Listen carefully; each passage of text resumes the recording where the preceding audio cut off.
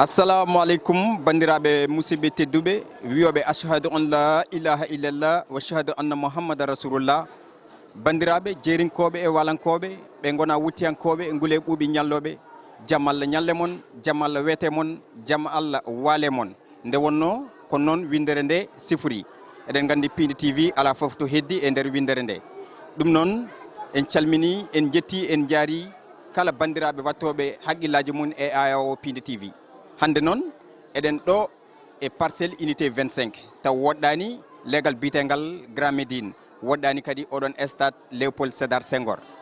ɗo e lamorgo ngo Dakar hande addi en ɗo e parcelle unité 25 ko gandanɗa hoorema enen foof eɗen gandi oɗon gammu baɗowo kala hitande woni gammu annuel. kono noon eɗen gandi o jooɗima kina wona hakke duuɓi ɗiɗi gammu o waɗani taw sibabo ko rafi Covid-19. on gammu woni holyon? on gammu woni mo gandanɗa hoorema ko gammu ceerno Mamadou Mawma Ba. ceerno Mamadou Mawma Ba noon jeeya koto cuuɗi men ceelaw. ceerno Mamadou Mawma Ba eɗen gandi ko jeeyaɗo Allah mawɗo tedduɗo, ko jeeyaɗo Allah mo ganduɗa waɗi marqué empreinte mum e nder diine l'islam e sunnaji yonante bi sallallahu alayhi wa sallam, walla mbiyen Muhammadou rasulillahi sallallahu alayhi wa sallam. darde makko e gurdam makko eɗen gandi so wona mawninde l'islam e artude e sunnaji Muhammadou rasulillahi sallallahu alayhi wa sallam e jangguinde alquranil karim, deftere Allah teddude nde. oɗon noon eɗen gandi oɗon ziyar ko mawnintede e kala hitande. no mbiruɗen tan e gardidi ziyar o dartinno ɗum tan ko rafi Covid-19 garnoɗo ɗo e nder leydi Sénégal.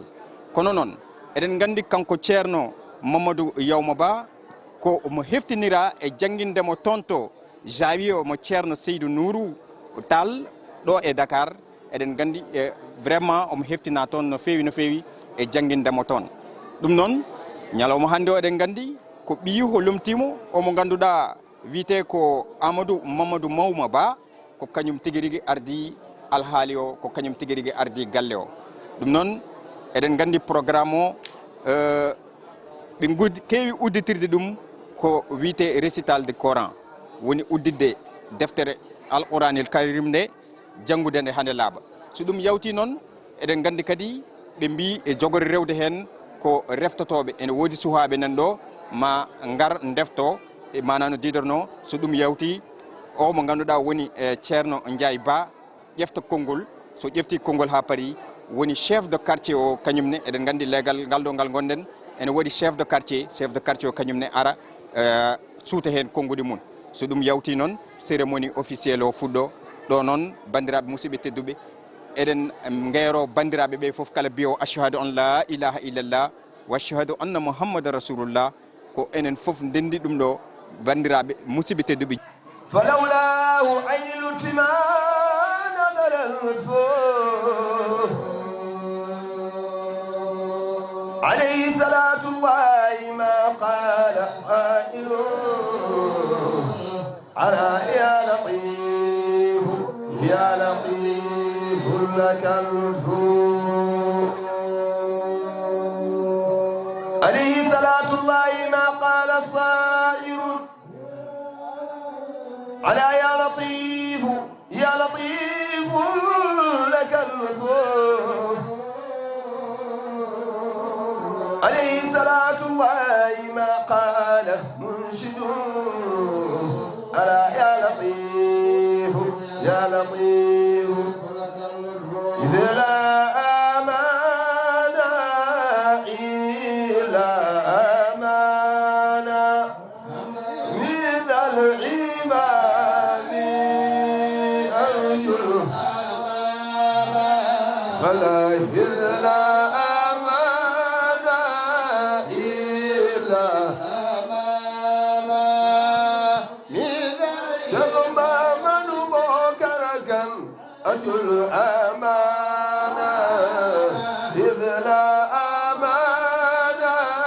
إلا أمان كل بيضاء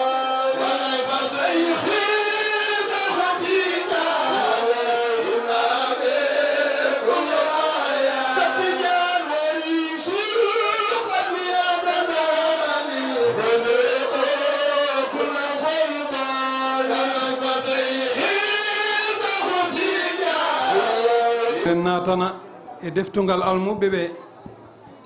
alluje ɗe woni koye saatede e jungo ceerno Ibrahima Aw so tawi ɓe kaljiti Cheikh Oumar Ba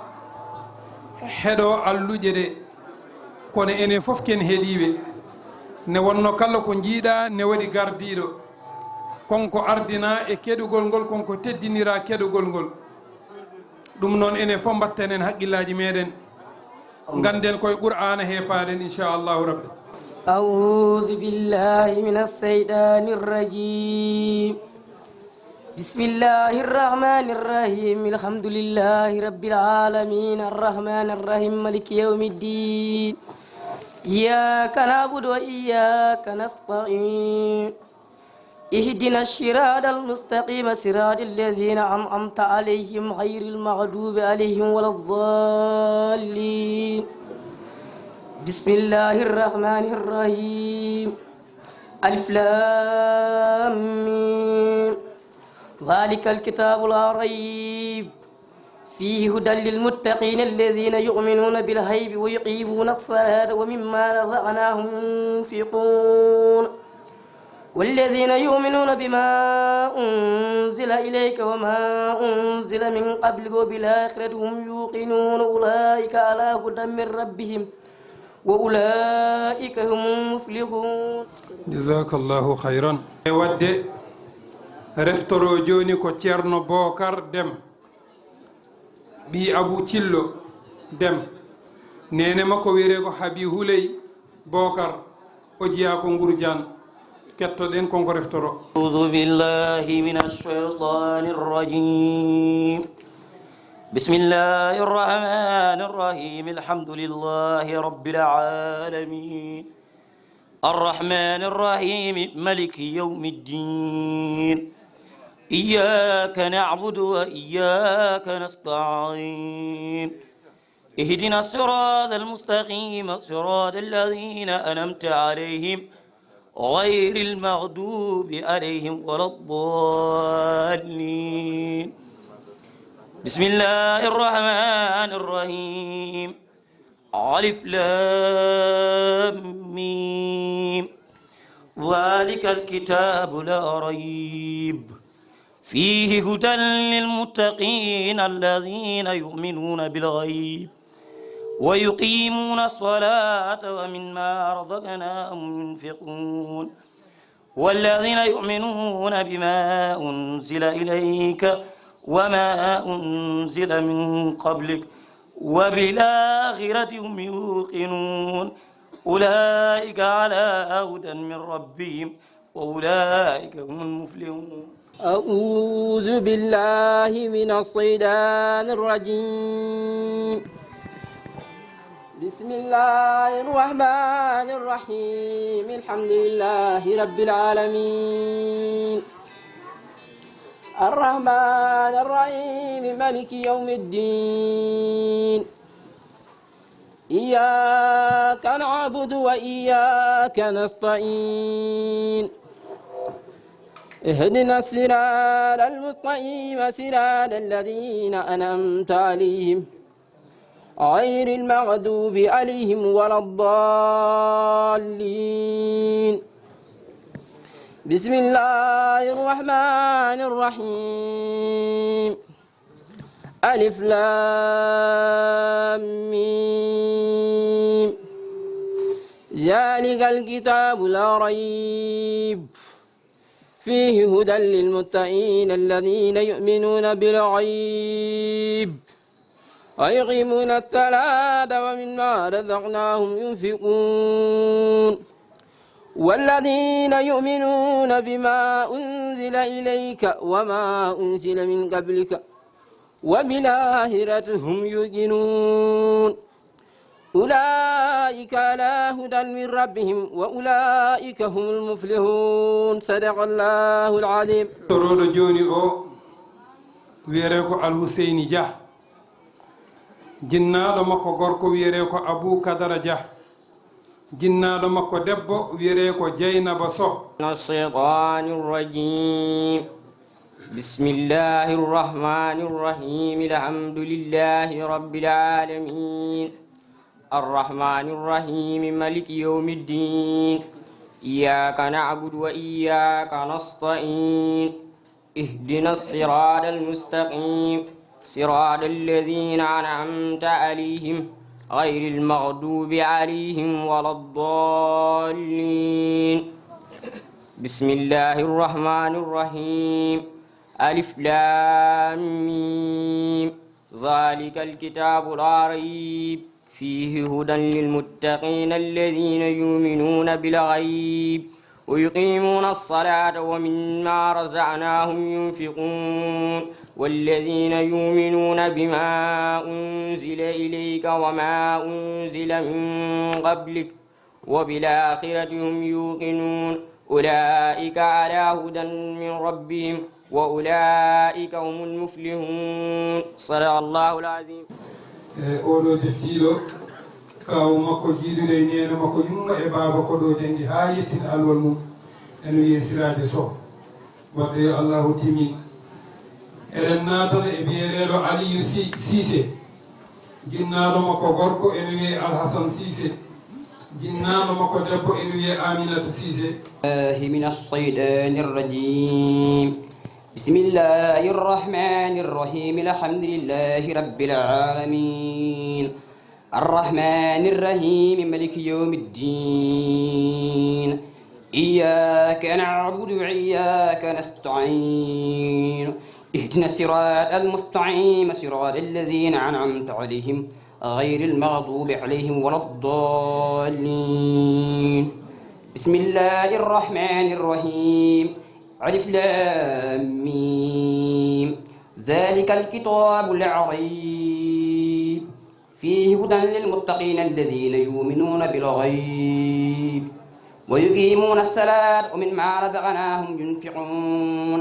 والذين يؤمنون بما أنزل إليك وما أنزل من قبلك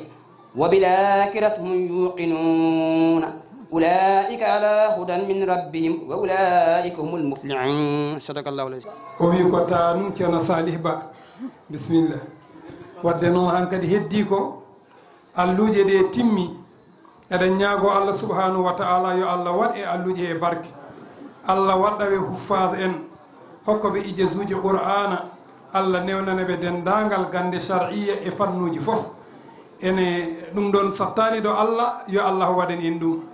kala ko allah rokkuno ceerno mamadou yawma yo allah rokkuɓe ko ɓuuri ɗum bi jahi nabi moustapha sallllahu alayhi wa sallam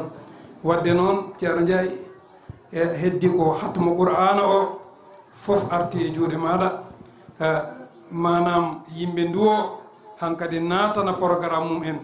inchallahu rabbi jahi rasulillahi sallllahu alayhi wa sallam kon boog yalnañi yallah boole ci way texeñi ci barke yonante bi sallllahu alayhi wa sallam tawno qur'ana wona hunde famɗude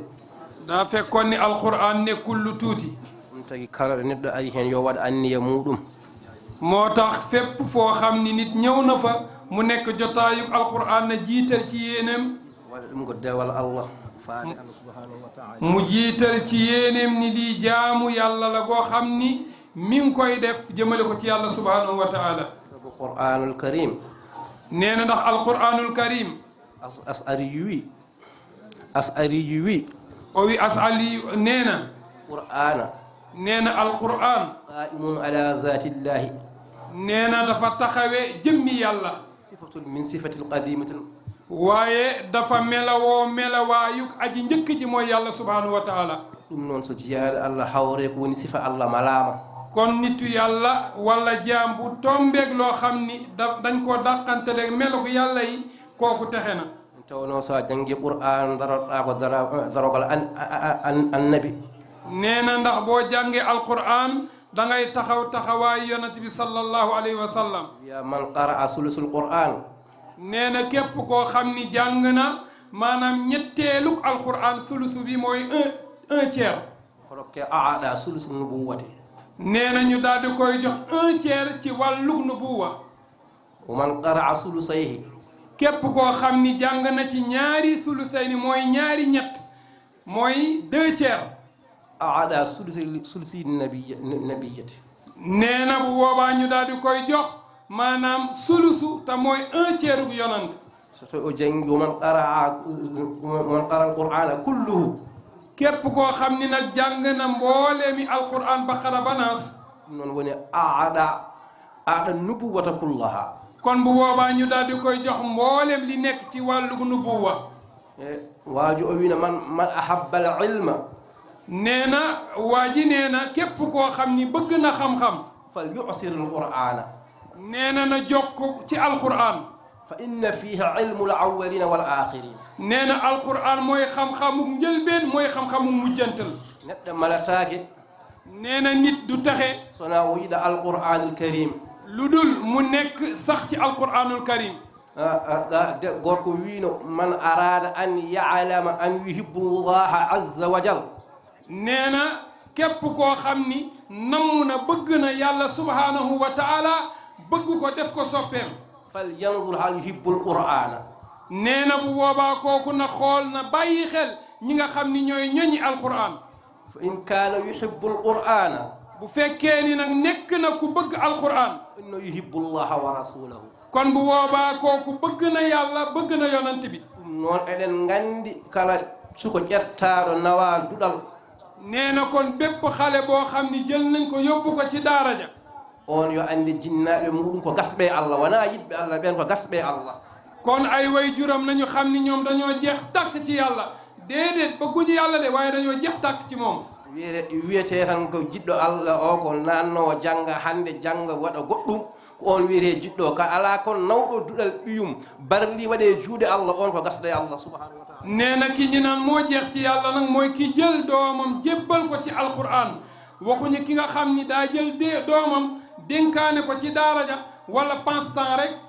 waaye du yàgg mu jël siwaat ko waxuñu ko waaye ki jël doomam jox ko alquran kooku la ñu wax en ngari gandanɗa timmode alqur'ana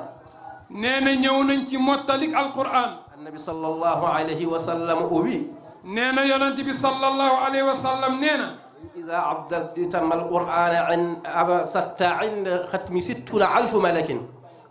sa ngade qur'an o timminde nee na saa yi nga xamante ni alquran mat na allah enenala capanɗe 6 ujunere malayka yo njuul e gandanɗa ho timminde qur'ana o nee na yàlla dina yónnee lu tolloo 2,4 malaaka ñu ñëw sërmbërtal ñu maanaam di ñu teeru ci alquran gi nga xam ne moom la ñuy mottali allah waɗi en dañiɗo alluje 6 telliɗe eɗen duwe hande e oɗo kikiɗe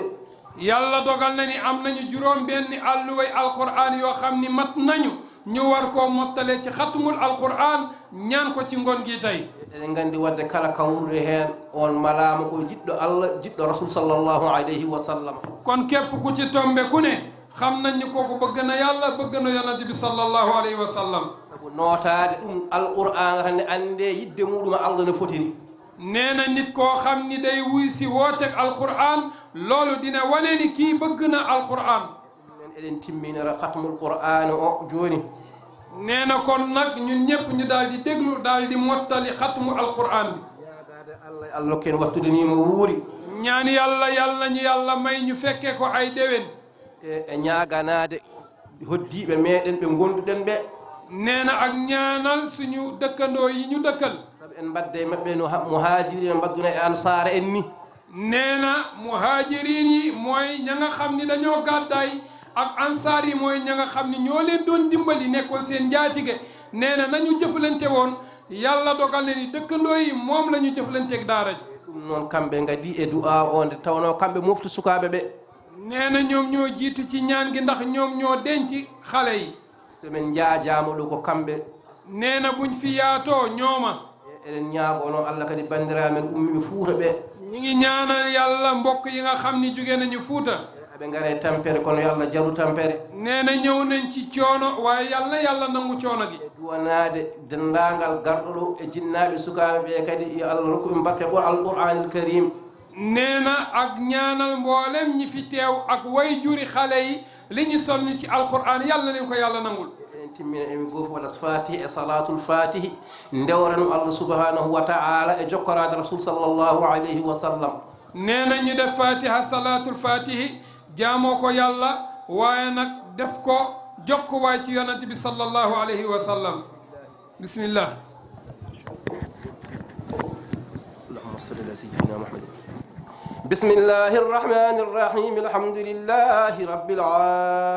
العالمين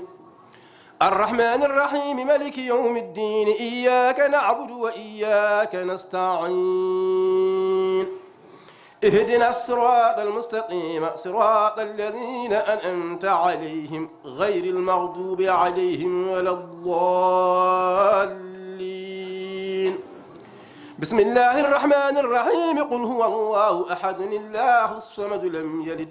ولم يولد ولم يكن له كفوا أحد. الله أكبر ولله الحمد. بسم الله الرحمن الرحيم. قل هو الله أحد الله الصمد لم يلد ولم يولد ولم يكن له كفوا أحد. الله أكبر ولله الحمد. بسم الله الرحمن الرحيم. قل هو الله أحد الله الصمد لم يلد ولم يولد ولم يكن له كفوا أحد. الله أكبر ولله الحمد. بسم الله الرحمن الرحيم. قل أعوذ برب الفلق من شر ما خلق من شر غاسق إذا وقب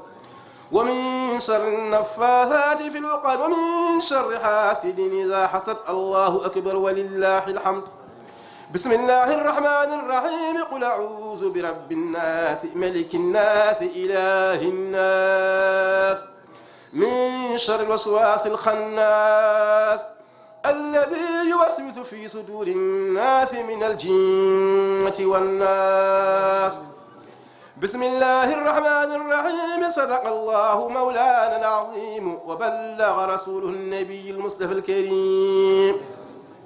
صلى الله عليه وعلى آله وصحبه وسلم ونحن على ذلك من الشاهدين وبه مؤمنون ولا حول ولا قوة إلا بالله العلي العظيم. إن الله وملائكته يصلون على النبي يا أيها الذين آمنوا صلوا عليه وسلموا تسليما. صلوات الله وسلامه وتحياته ورحمته وبركاته على سيدنا محمد عبدك ونبيك ورسولك النبي الأمي وعلى آله وصحبه عدد السفء والوتر كلمات ربنا التامات المباركات. ولله الأسماء الحسنى فادعوه بها. هو الله الذي لا إله إلا هو عالم الغيب والشهادة والرحمن الرحيم. هو الله الذي لا إله إلا هو الملك القدوس السلام المؤمن المهيمن الجبار المتكبر الخالق البارئ المصور الغفار القهار الوهاب الرزاق الفتاح العليم القابض الباسط الخافض الرافع المعز المذل السميع البصير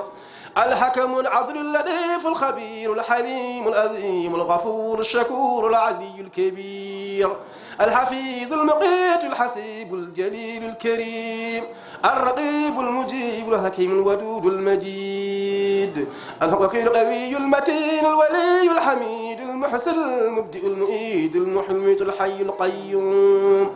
الواجد الماجد الواحد الصمد القادر المقتدر المتقدم المؤخر الأول الآخر الظاهر الباطن الوالي المتعالي البر التواب المنتقم العفو الرؤوف مالك الملك ذو الجلال والإكرام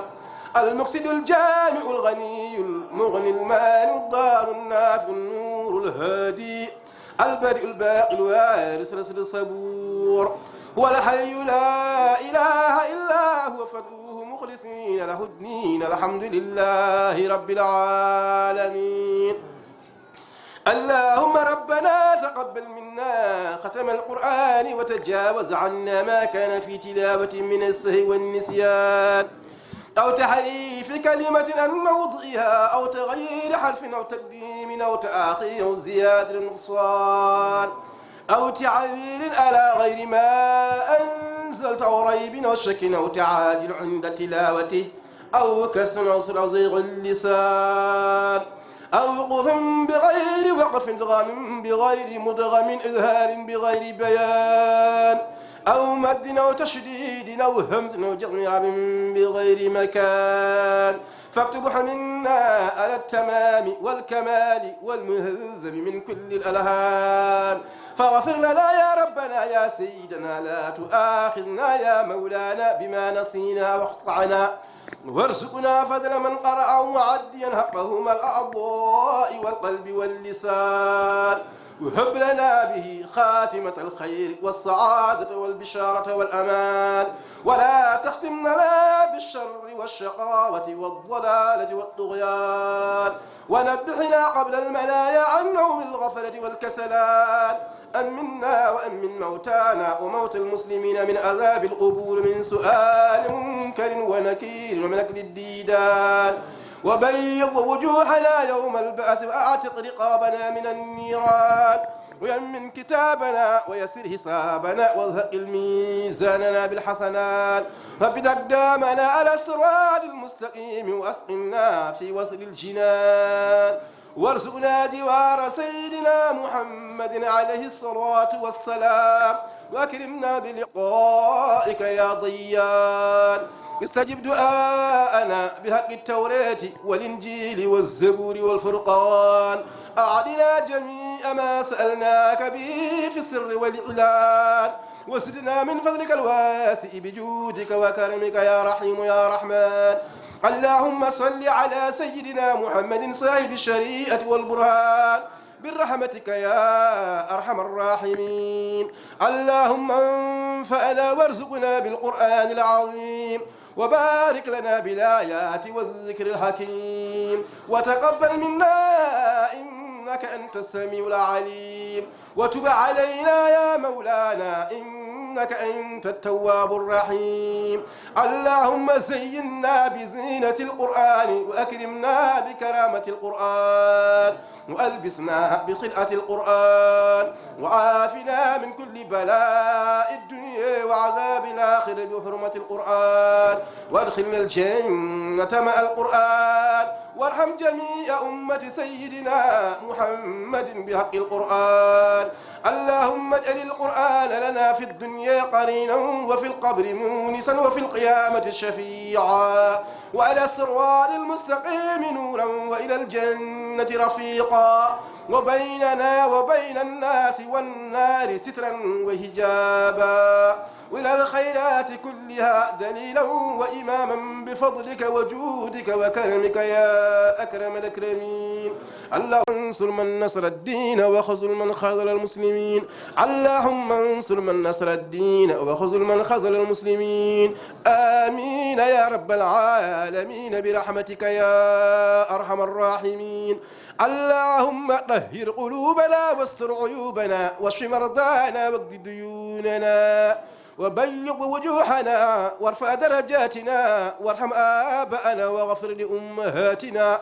وأصلح ديننا ودنيانا وستر سمع أعدائنا وحفظ أهلنا وأموالنا وبلادنا من جميع الآفات والأمراض والبلايا وهبد أقدامنا وانصرنا على القوم الكافرين اللهم هذا الدعاء ومنك الإجابة وهذا الجهد منا وعليك التكلان ولا حول ولا قوة إلا بالله العلي العظيم اللهم ادفع عنا وعن المسلمين اللهم اجبر حالنا وحال المسلمين اللهم استر عوراتنا من روآتنا بجاه سيد المرسلين إن الله وملائكته يصلون على النبي يا أيها الذين آمنوا صلوا عليه وسلموا تسليما صلى الله تعالى عليه وعلى آله وصحبه وسلم تسليما سبحان ربك رب العزة عما يصفون وسلام على المرسلين والحمد لله رب العالمين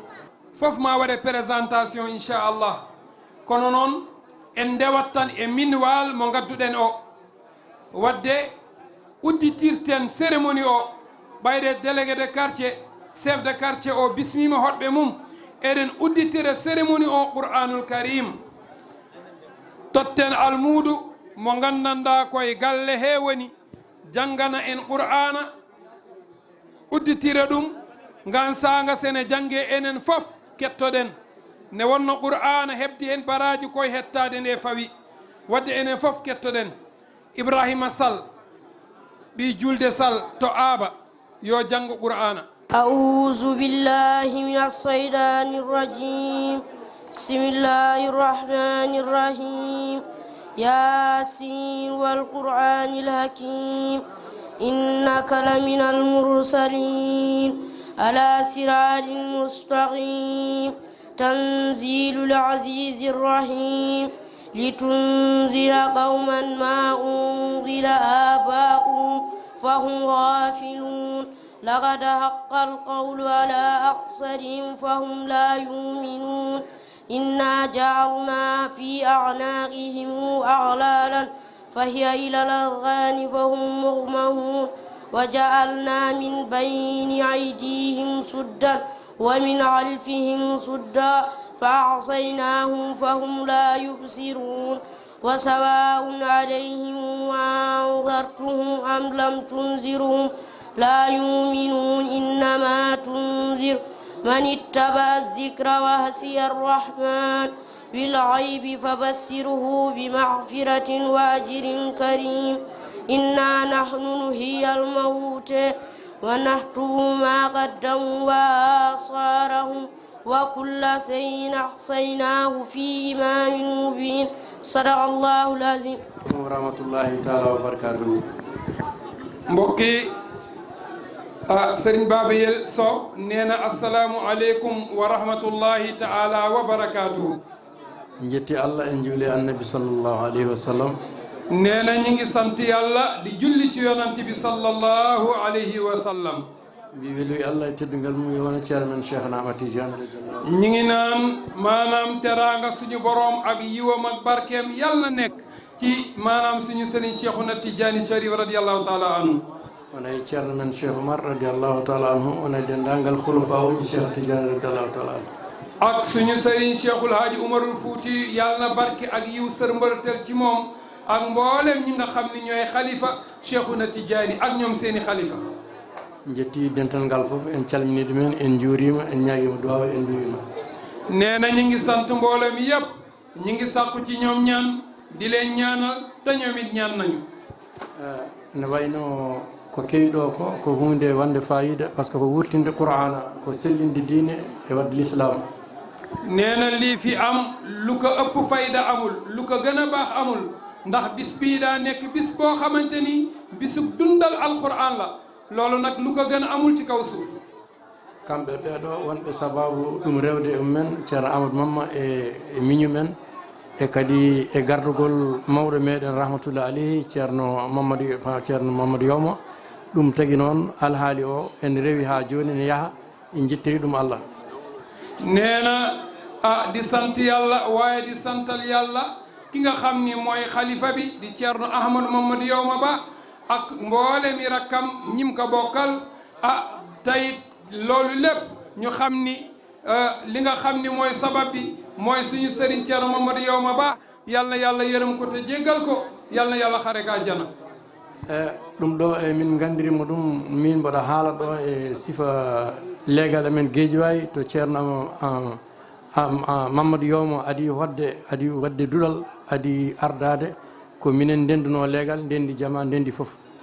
nee na li tax muy rotal kaddu yi ci ay seede moom am na lum ci xam nee na ndax misaal bi mooy ceerno Mamadou Yawma jamono ba ñu dëkkee Baay Laay ñoom ñoo dëkkoon ñoo bokkoon jumaa ji ñoo bokkoon jàkka ji ñoo bokkoon lépp bokkoon benn quartier. nee na melokaan yooyu mu gisoon loolu moo tax mu mën a seede kaddu yi muy seede tey ni ceerno Mamadou Yawma kilifa bu baax la yàlla yërëm ko te jéggal ko.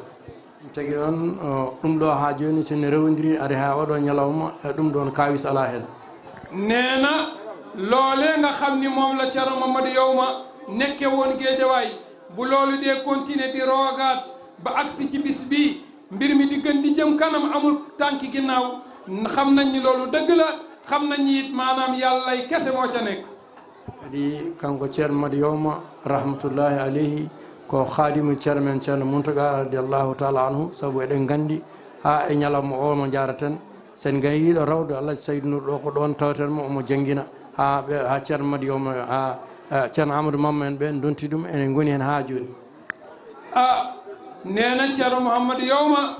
xam nañ ni xaadim la ci ceerno Muntaga boo déggee xaadim nag mooy mbindaanu ceerno Muntaga maanaam mooy koo xam ni patron bu jël surgaam kon Ceerno Mamadou Yawma xaadim la ci Ceerno Muntaga nee na loolu xam nañ ko ba moo tax mu nekk fi mu nekk ci rawda Ceerno Seydou Nour dundam gi yëpp foofu la ko def di jàngale di digle di tere maanaam lépp loo xam ne yàlla aaye na ko waaye nag loolee ginnaaw ba mu fi jógee yàlla continuer ko ci doomam jii di Ceerno Ahmadou moom it mu continuer loolu di jàngale ca rawda ba di digal doomi julliti ci lu baax ak di leen tere lu bon. ene wayno ko yiɗa haalede ko fof ene heewi te gasara eɗen dabbiɗino ɗo tan par ce que kanko Ceerno Mamadou Yawma miñam kodde amen ne wiye Mouhamadou Siraji ko ɗo jofni deftere nde nee na xëy na ñu gàttal kàddu yi rek ndax mënuñoo wax lépp ci genn ngoon gi nee na moom Ceerno Mouhamadou Yawma am na seen benn rakk boo xamante ni ñu ngi ko naan Mouhamadou Siraji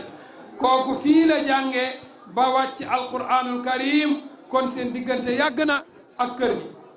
ɗum tagi noon oɗo ñalawma min poti tan ko weltade hen kadi e duwade no Allah waɗiri ɗum ni yo Allah nawr ɗum yeeso nee na kon li ñu mën mooy ndokkeel leen ak ñaanal leen di ñaan yàlla minwaal bi nga xamante nii ci la ñu nekk ak nii ñu ko gisee yal na ko yàlla jëmale kanam yal na ci yàlla def barke yàlla bu mu am tànki ginnaaw sukaɓe jofnuɓeɓene yo Allah hebbin hono mabɓe haa ɓe keɓoya kayitaji mabɓe nee na xale yi nga xam ne ñoo wàcc alquran yàlla dimbali leen continuer leen seen alluwa ba ñu am seen ijaza alquranul karim biyeteɗo Alhuseyni o ko baaɗam kodde amen jibin ɗum ceyna nee na kiñ naan Alhuseyni ci ñi wàcc la bokk nee na kooku seen jarbaat la ndax seen caatu yaay moo ko jur muy Jeynaba Sow kadi durol ngal alay sago Allah waɗa maggal barke sabu ko Ceerno Seydou Nour aɗi duwanade dental ngal Ceerno Mountaga en Ceerno Madane en e seeremɓe jeyaɓe Allah moƴƴiɓe fof ɗum tagi noon ɗo kala ko neɗɗo fanditi ɗo e ngal ɗo dental e oɗo hadara koko Allah koko jaboto nee na daara ji faw yàlla rotal ci barke ndax daara joo xam ni ci ndigalu Ceerno Seydou Nour Ceerno Mountaga ak nee na kon ñu rotal foofu kàddu ya gàttañ lu foofu ne assalaamu aleykum wa rahmatullahi taala wa barakatuh شكل أعوذ بالله من الشيطان الرجيم بسم الله الرحمن الرحيم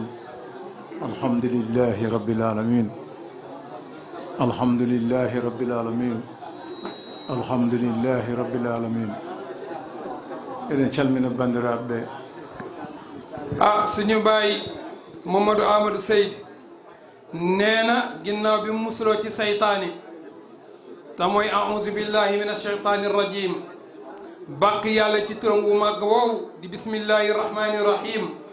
julli ci yonent bi sallallahu alayhi wa sallam nee na mi ngi nuyu mbooloo mi yépp di leen ziyaara sabu ɗum waɗi mi wiide alhamdulillahi rabbil alamin li waral mu yëkkati kàddug cant ne alhamdulillahi rabbil alamin déglu leen mu wax leen ko ngal ɗo dendal yimɓe fof ne jewno ɗum nee na jotaay bii tey te mooy guddig yonent bi ñépp ñoo ko namoon ndax xam nañ li xewoon ba at yi yépp maanaam gàmm gi amul woon ɗum ɗon noon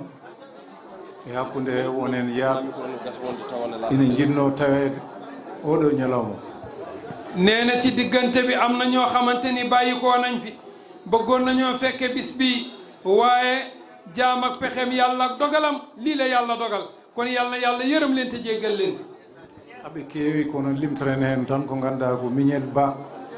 nee na bari nañu de waaye ki nga xam ni moom lañ ciy tudd mooy suñu wayjur wa mère Mignel Ba rahmatullahi alayha barradallahu idamaha wa idama almuminin te ko baanooɗo hoore muɗum nee na nit la koo xam ni ku mënoon boppam juulɗo nee na jullit la woon ku bëggoon ay mbokkam e mbiyeten tan ngannduɗaa ko Sinthiou ñi ngi wax suñu yaay ji fi des di mère Sinthiou yo Allah juutnu balɗe makko moom yàlla guddal fanam yonoomo Mignel nee na ñi ngi ñaanal suñu way jur wa di mère Mignel Ba yàlla yërëm ko te jéggal ko o uppiimo noon e yeeweende mère Mignel de bàyyi na ak mère Sinthiou weetaay gu metti sax kono uffidimo e ɓesngu nafoowo waaye bàyyi na koog njaboot goo xam ni am nañu njëriñ loolu mën a lañ seen bopp hatmal qur'an o ni naniɓe hen kamɓe mayiɓe fof nee na xatmu alquran biñ fi ñaan dugal na leen ci ñoom ñëpp noon daɗɗin ɓe wawi raɓɓikinade hen saabu ɗum ka mo haali bismini chef de quartier o on foti yettede gueɗe ɗiɗi goo omo huufi ɓesmu ceerno ɗiɗi kadi omo ardiɓe ko innemade ina metti jogade o ni ruufi e yimɓe saabu ɗum so joƴƴini men ɗo ene ganduɗa ko barke o mën nañ ni barke bi roogaan na sërmbërtal na ci suñu biir ndax ñun ñëpp mën nañ ni barke booba moom moo ñu fi dañ ñun ñëpp so ɗum ɓenni heddi ko yettude arno kala garnoɗo ɗo henne e fittandu ceerno nee na li ci des mooy ñu daal di delluwaat rek sant mboolem ñi nga xam ni ñëw nañ fi te li leen fi am indi du dara lu dul ngir jëmm ceerno Mouhammad yawma rahmatullahi alayhi mawnude nelaɗo sallllahu alayhi wa sallam eɗen mbiyaɓe ganduɗa tan bisimilla nee na mboolem ñi fi ñëw ñëpp ci barke yonante bi sallallahu alayhi wa sallam ñu ngi laan neen nañu dal ak jàmm yen battini kadi mo wuuri yàlla nañu yàlla may ñu fekke ay déwéni déwén tawa enen fof eɗen celli eɗen kiisi waaye nag boole koogu wér ak wérle bandiraɓe assalamu aleykum moɗon mbokk yi kon nee na assalaamu aleykum yéen mbokk yi onon dendagal julɓe yéen mboole mi jullit yépp ñu ngi leen di nuyu di leen ziyaara en calmini enɗam fuutankoɓe ñu ngi nuyu meenuk waa Fuuta yépp kono en calmini enɗam hoddiɓe ɗo e Dakar no alhaali o sifori no hoddiɓe ɓe mbaye mum nomin jiiri ni nee na ñi ngi nuyu mboole mi meen gi nga xam ne moo nekk fii ci Dakar ci dëkkandoo yi ni ñu mel ak melokaan bi ni mu mel ak ñun niñ ko gisee ñi ngi ciy kontaan min gandi ceerno Mouhamadou Amadou kam wona fuutankoɓe tan ñehi ɗum nee na xam nañ ni ceerno Mouhamadou Amadou nekkul waa fuutanke yi kese ñoo ko yar min gandi leegal ɗo hoɗi e nder Dakaru ɗo hay ɓen kay ene gandi no fotiri ene janggirimo no foti jaggirede ni nee na nekkul ñoom donga ko xam de waaye fii mu dëkk ci Dakar quartier bi mu dëkk ñoom it xam nañu mooy kan xam nañu dayoom te jàppee nañ ko war a jàppee ɗum noon en mbi eskey jannguɗo Qur'anil Karim kono eskey taare jannguɗo jooɗiɗo ene janngina ha rontini jannginde nee na ñi ngi naan eskay alquranul karim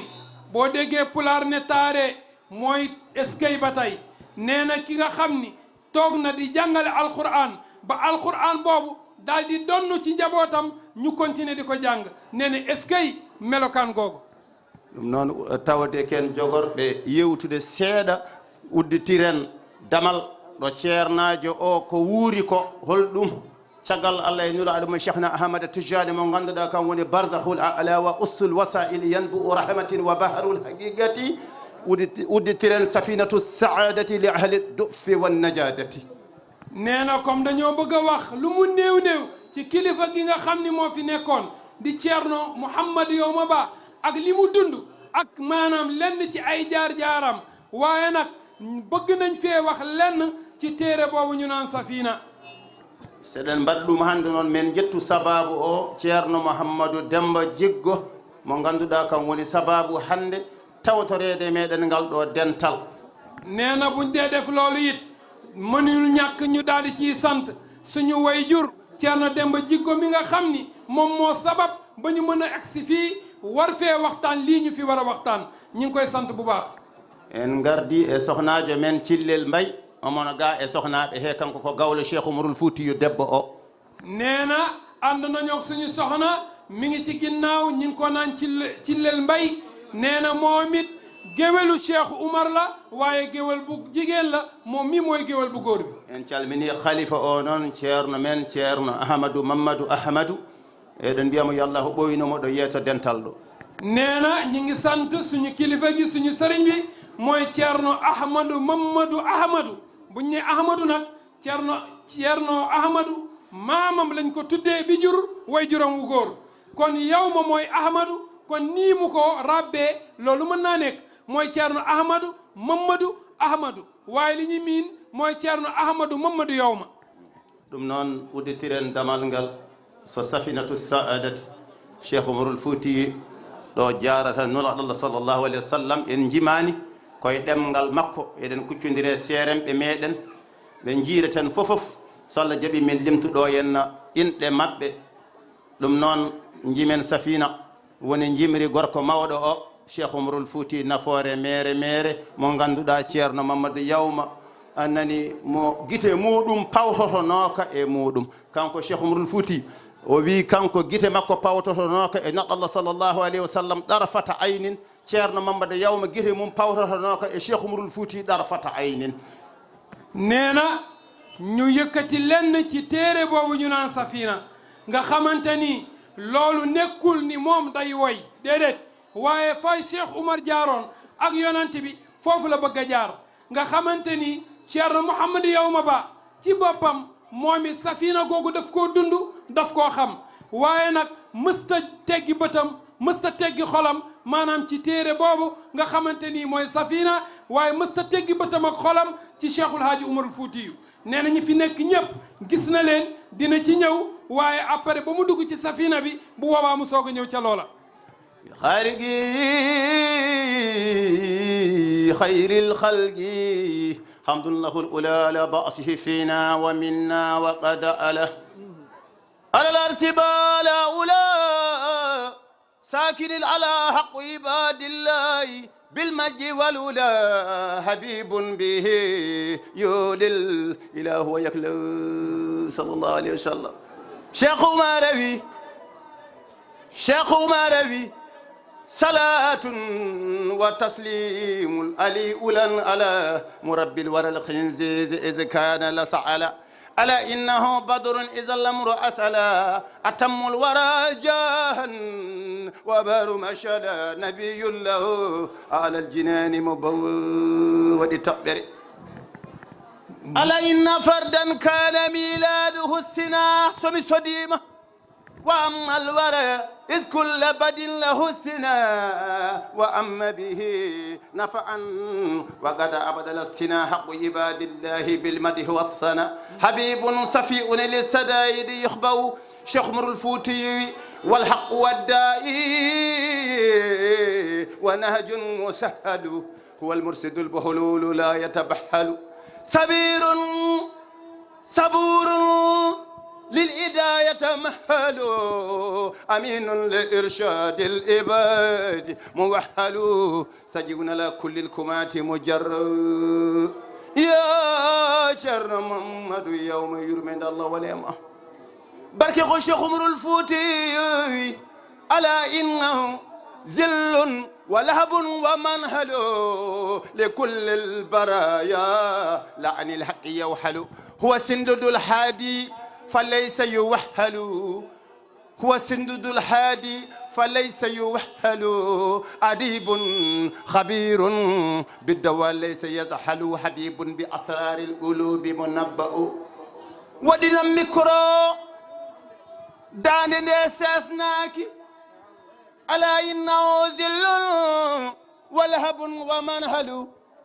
لكل البرايا لا أن الحق يوهل هو سندد الهادي فليس يوهل أديب خبير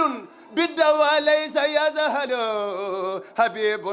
بأسرار القلوب منبه شيخ مروة التوبري ولله فرع كان للأصل بجة وكان لكل الكون نجا وأمدة فصاصهم باللطف والأنف نجة إمام لرسل الله بدا وعودة وآدم بين الماء والطين ينزو غوركو تشيلاو ناجو او ودي توبري غوركو غان ناجو او ودي توبري غوركو والله حلوار ناجو او اندي تشيلا وني حلوار وني غان شيخ عمر الفوتي اوي ولملا وقد فاق الخلايق بدة هو جودا لنصر الحق إذ جاز بدة يهن إليها كل من نال بدة أقام الورى إذ فاق جدا وجدة به يختم الذكر الجميل ويبدأ مكنا ببنبي أو بلاجكو جنغتكو ene nande ɗemgal ajam ɗemgal ajam sabu ko bujje tan budda tan Cheikh Umarul Fouti wallahi ko jimatmi ko nde jimatmi ɗum nde nelaɗo Allah sallllahu alayhi wa sallam ne tiime hooram ne fidami ko kalatmi ko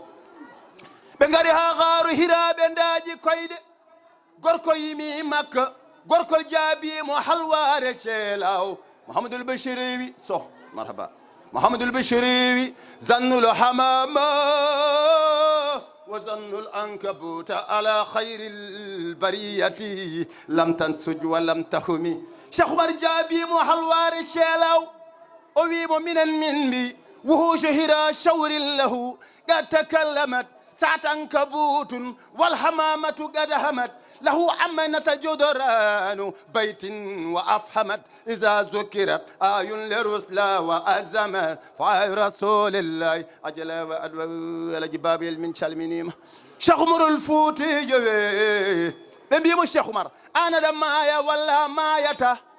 ɓe mbi aɗa maaya ɓe mbiya maayata haalana min alhaali ma gila geɗe ɗe jontani o wi ƴeewoye damalam safinatu saadati ɗo mbeɗe wi bi zawrati hayril halqi niltumo ammali bihi niltuha fil umri labita ahuli li nusratu ma qad sanna dama tanaquli sa ufni bihi umri wa jahili anna li hayatan bila rawhin wa mawtan bila ramsi assalamu aleykum mon ceerno Demba Sy mi salminima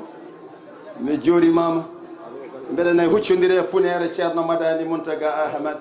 ceerno Amadou Déme joom coktirɗe rawda Seydou Nourou Cheikh Oumarul Foutiyo bandiraɓe ko farba mon ceeloji de ko gawlo de kono noon ko almudo neɗɗo Allah wawi fewnude gawlo ayi o Mamma Séga janggani ko fabrication ceelaw ko fabrication halwar ko fabrication yimɓe Allah ɓe woni seeloɓe ko ni so neɗɗo Allah fewni gawlo ko ni gawlo o etoto waade bandiraɓe haaldata e moon ko farba ceeloji Mamadou Séga malal hetti caggalam ko cillel somin mbaɗanima présenté somin kooti min pièce holko addi men ɗon darni men ɗo hande ko ziyara mawningol mawninɗo ko Allah mawnini wadde so neɗɗo Allah waɗi neɗɗo o woni mawninɗo ko Allah mawnini so tawi o wirnimo walla gila e gurdam makko jiyaɓe Allah ne poti darade mawninamo so neɗɗo salima haala Allah majja kanko so o suuɗama leppi leydi yo jiyaɓe Allah calo o suuɗo leppi leydi ha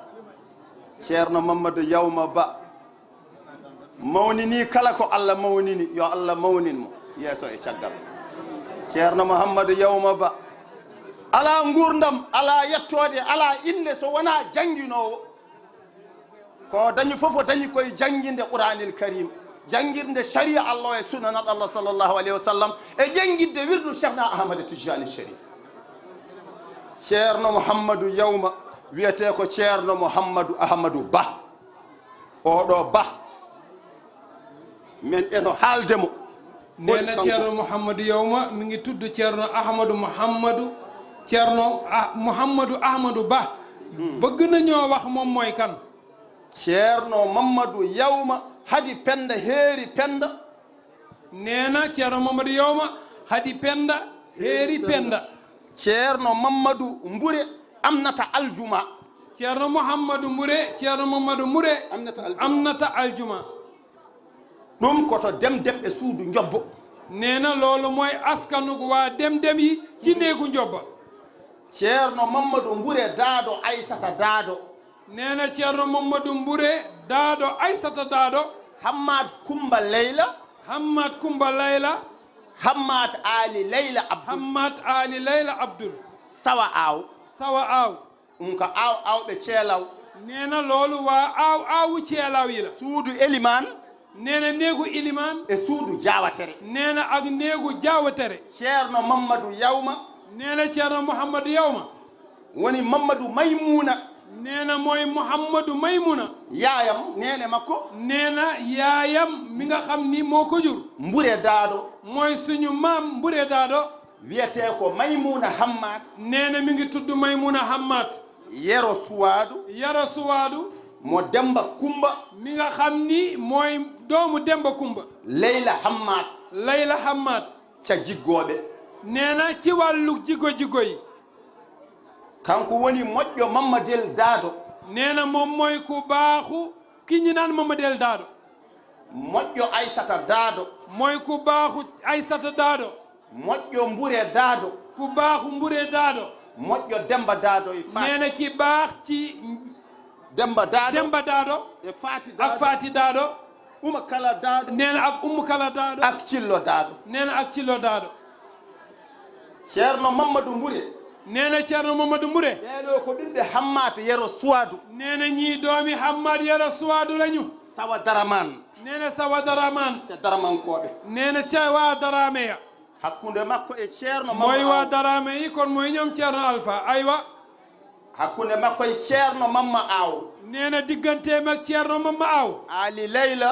mooy Ali Layla Samba Layla ak Samba Layla Kumba Layla ak Kumba Layla Samba neena Samba jibini Demba Samba moom moo jur Demba Samba ak Altine Samba moo jur Altine Samba